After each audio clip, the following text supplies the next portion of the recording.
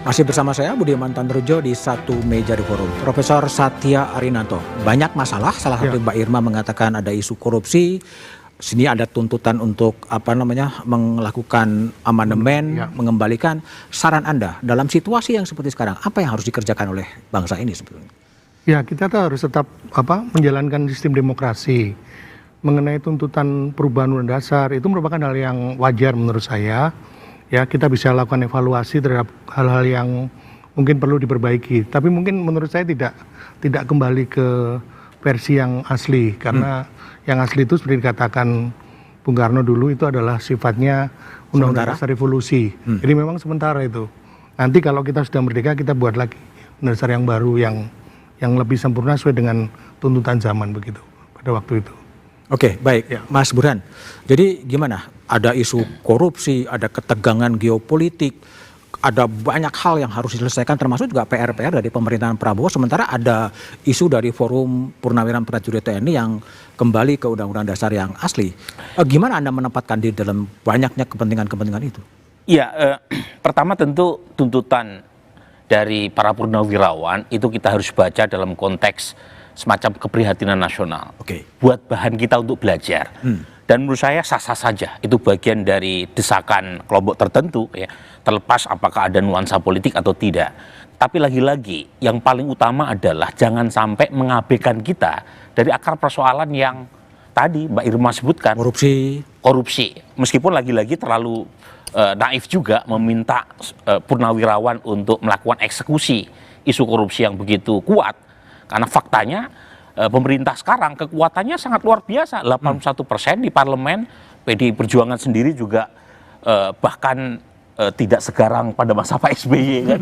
Jadi sebenarnya kalau Pak Prabowo itu mau melakukan komitmen nasional untuk mengesahkan undang-undang perampasan aset, undang-undang pembatasan uang kartal, gampang.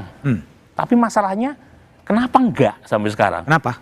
Nah, dugaan saya karena ada konflik of interest antar elit berkaitan dengan perampasan aset, uang kartal dan seterusnya. Nah, di situ sebenarnya fokus kita sambil melihat nih angka ya. Satu, Bank Dunia menurunkan proyeksi pertumbuhan ekonomi kita 4,4 ya, dari 5,1 menjadi 4,7%. Bank Dunia juga merilis angka kemiskinan yang jauh berbeda dengan yang dirilis oleh BPS. 60% menurut Bank Dunia. Rakyat Indonesia kategori miskin. Indeks saham kita turun 20%. Rupiah turun 10%. Ini persoalannya nggak main-main. Yang menurut saya kalau kita sibuk dengan urusan ijazah palsu gitu ya, itu malah melupakan akar yang luar biasa ini yang menurut saya harus kita hadapi secara kolektif untuk negara dan bangsa kita. Oke, Mbak Irma. Jadi apa fokus Anda selain korupsi yang harus dipikirkan oleh elit bangsa ini sebetulnya? Iya, sebetulnya memang kalau kita bicara ada masalah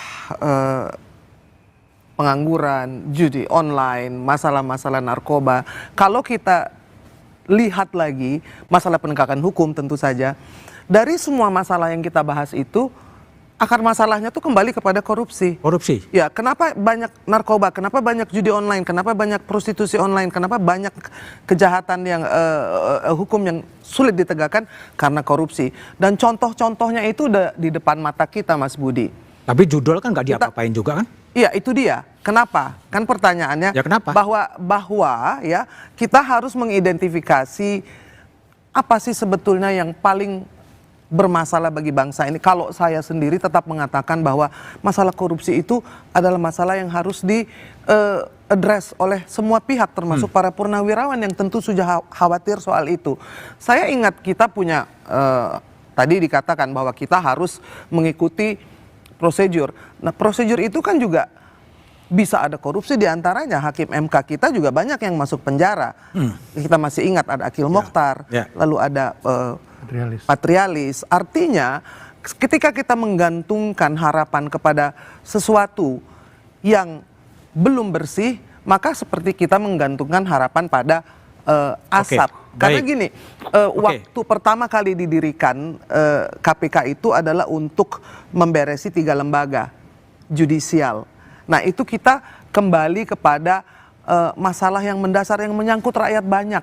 banyak sekali yang mengalami ketidakadilan, masih banyak yang juga menjadi korban dari penegakan hukum. Nah, itu yang menurut saya tetap akar masalahnya adalah korupsi. Jadi perampasan aset para koruptor itu adalah keniscayaan. Baik, menurut Bung saya. Andreas. Jadi PDIP ini kan sekarang anak manis nih ya. Artinya kan tenang gitu. Sebetulnya apa saran Anda kepada pemerintah Pak Prabowo Gibran ini sekarang ini? Di tengah banyak isu itu. Ya, saya inilah di pertanyaan awal tadi soal apa yang disampaikan oleh para purnawirawan. Tadi saya sampaikan ke Pak Samsul, saya bilang para purnawirawan ketika itu kemarin itu merumuskan terlalu banyak poin gitu. Dan terlalu banyak poin, 8. Tapi saya melihat kalau dari akar di situ, akar dari apa yang dirumus, karena saya menghargai apa yang disampaikan oleh aspirasi ekspresi yang disampaikan oleh para purnawirawan. Saya melihat satu hal persoalan dan itu merepresentasikan apa yang kita hadapi di sekarang, yaitu trust, kepercayaan. Percayaan. Jadi ada kecenderungan kita saling tidak percaya sekarang. Ya rakyat antara rakyat dan nah ini berbahaya. Saya kemarin dengan teman-teman di luar gitu ya, dari luar yang mereka bicara tentang kita, satu hal yang mereka ragu dan mereka tidak percaya, apakah sistem hukum kalian itu bisa menjamin kami nyaman untuk berinvestasi, bekerja di Indonesia gitu. Itu ini Prof. Jadi saya kira mengembalikan itu dan mencari akar persoalan dari trust itu, saya kira itu yang seharusnya kita lakukan. Baik. Mungkin ada di sekitar itu tadi yang ini disampaikan oleh para purnawirawan tadi gitu. Nah, mungkin itu, tapi perumusannya mungkin terlalu banyak. Baik Pak Samsul Jalal, saran apa dari Forum Purna terhadap pemerintahan Pak Prabowo sekarang ini? Tadi apa yang sebagai Bu Irma itu kan korupsi ya. Korupsi. Itu kan korupsi, wah bukan main. Dan terus terang aja kita harus lihat partai politik. Partai politik itu kalau nggak harus pokoknya dihilangkan sekali nggak mungkin dikecilkan. Nah, mungkin 2 partai, 3 partai gitu kan. Waktu sama Pak Harto itu. Kenapa? Siapa? Anda mau jadi apa? Wali kota. Lewat partai. Anggota DPR ada ini nggak? Semuanya bayar, nggak ada yang pre. Dan itu untuk jadi wali kota berapa? Untuk jadi bupati berapa? Untuk jadi presiden apalagi? Makanya Prabowo nggak ada duit dibayar Jokowi. Saya bayar. Kan Jokowi termasuk orang terkaya sekarang kan itu. Jadi makanya kembali bang, korupsi itu harus nih. Maka partai politik harus diperkecil lah. Kalau nggak mau dihapus semuanya diperkecil lah. Jangan sebanyak ini. Sekarang berapa puluh partai politik gitu.